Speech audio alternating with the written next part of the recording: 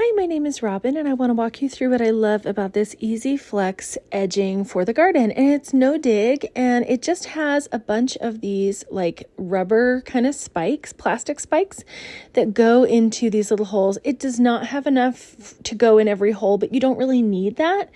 So I just went ahead and did the first one here with the goal to get it all the way down.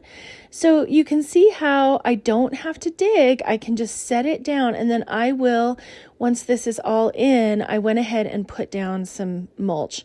So you can just see I'm just using a mallet, and sometimes I would hit a rock and I'd have to move which one. It was just a matter of holding it straight so that I could get it pounded into place. This took me probably 20, maybe 30 minutes to do, and here's the finished product. I went ahead and put mulch over the tabs so that it looks really nice and finished. The fact that it's no dig means that if I want to change it, I don't have to dig a whole big thing up. I can just pull that mulch away and move it or adjust it as needed. So it's very, very flexible. I'm super happy with the look that it gives to the garden bed. I'm happy with the installation and just think it's an awesome product, and I absolutely recommend it. Thanks.